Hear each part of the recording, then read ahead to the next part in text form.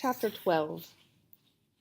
I touch the door with my fingertips and it bursts. For all its fire-forged bands, it jumps away like a terrified deer, and I plunge into the silent, hearth-lit hall with a laugh that I wouldn't much care to wake up to myself.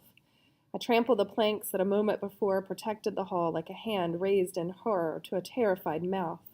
Sheer poetry, and the broken hinges rattle like swords down the timbered walls. The geats are stones, and whether it's because they're numb with terror or stiff from too much mead, I cannot tell. I am swollen with excitement, bloodlust, and joy, and a strange fear that mingle in my chest like the twisting rage of a bonfire. I step onto the brightly shining floor and angrily advance on them. They're all asleep, the whole company. I can hardly believe my luck, and my wild heart laughs, but I let out no sound. Swiftly, softly, I will move from bed to bed and destroy them all, swallow every last man. I am blazing, half crazy with joy. For a pure, mad prank, I snatch a cloth from the nearest table and tie it around my neck to make a napkin. I delay no longer. I seize up a sleeping man, tear at him hungrily, bite through his bone locks, and suck hot, slippery blood. He goes down in huge morsels, head, chest, hips, legs, even the hands and feet. My face and arms are wet, matted. The napkin is sopping. The dark floor steams. I move on at once, and I reach for another one, whispering, chewing the universe down to words, and I seize a wrist. A shock goes through me. Mistake. It's a trick. His eyes are open. We're open all the time, cold-bloodedly watching to see how I work. The eyes nail me now as his hand nails my arm. I jump back without thinking, whispering wildly, jump back without thinking. Now he's out of his bed, his hands still closed like a dragon's jaws on mine. Nowhere on Middle Earth, I realize, have I encountered a grip like his. My whole arm's on fire, incredible, searing pain. It's as if his crushing fingers are charged like fangs with poison. I scream, facing him, grotesquely shaking hands. Dear long-lost brother, kinsman, thane. And the timbered hall screams back at me. I feel the bones go, ground from their sockets, and I scream again.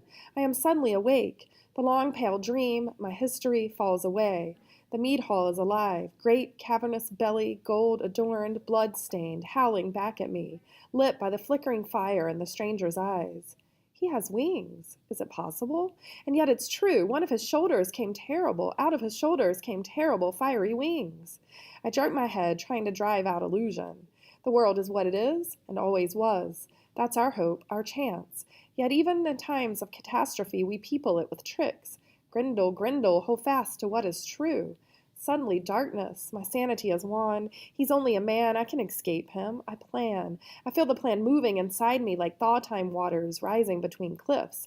When I'm ready, I give a ferocious kick, but something's wrong. I'm spinning. Wah! Falling through bottomless space. Wah! Snatching at the huge twisted roots of an oak. A blinding flash of fire? No, darkness. I concentrate. I have fallen, slipped on blood. He viciously twists my arm behind my back. By accident it comes to me. I have given him a greater advantage. I could laugh. Woe, woe. And now something worse. He's whispering, spilling words like showers of sleet, his mouth 3 inches from my ear. I will not listen.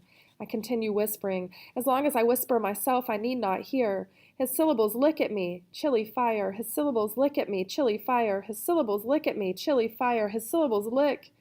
A meaningless swirl in the stream of time, a temporary gathering of bits. A few random specks, a cloud, complexities, green dust, purple dust, gold, additional refinements, sensitive dust, copulating dust. The world is my bone cave I shall not want. He laughs as he whispers. I roll my eyes back. Flames slip out of the corners of his mouth. As you see it is, while the seeing lasts, dark nighttime, nightmare history, time is coffin, but where the water was rigid there will be fish, and men will survive on their flesh till spring. It's coming, my brother. Believe it or not. Though you murder the world, turn plains to stone, transmorgify life into it, I and it, strong, searching roots will crack your cave, and rain will cleanse it. The world will burn green, sperm build again, my promise. Time is the mind, the hand that makes, fingers on harpstrings, hero swords, the axe, the eyes of queens. By that I kill you. I do not listen. I am sick at heart. I have been betrayed before by talk like that. Mama, I bawl. Shapes vague as lurking seaweed surround us. My vision clears. The stranger's companions encircle us, useless swords. I could laugh if it weren't for the pain that makes me howl, and yet I address him, whispering, whimpering, whining. If you win, it's by mindless chance, make no mistake. First you tricked me, and then I slipped. Accident. He answers with a twist that hurls me forward, screaming. The thanes make way. I fall against a table and smash it, and wall timbers crack. And still he whispers, Grendel, Grendel, you make the world by whispers, second by second. Are you blind to that? Whether you make it a grave or a garden of roses is not the point. Feel the wall. Is it not hard? He smashes me against it, breaks open my forehead. Hard, yes. Observe the hardness. Write it down in careful runes. Now sing a wall. Sing. A howl. Sing. I'm singing. Sing words. Sing raving hymns. You're crazy. Ow! Sing. I sing of walls. I howl. Hooray for the hardness of walls. Terrible, he whispers, terrible. He laughs and lets out fire. You're crazy, I say. If you think I created that wall that cracked my head, you're a lunatic. Seeing walls, he hisses. I have no choice. The wall will fall to the wind as the windy hill will fall, and all things thought in former times. Nothing made remains nor man remembers, and these towns shall be called the Shining Towns. Better, he whispers. That's better. He laughs again, and the nasty laugh admits I'm slyer than he guessed.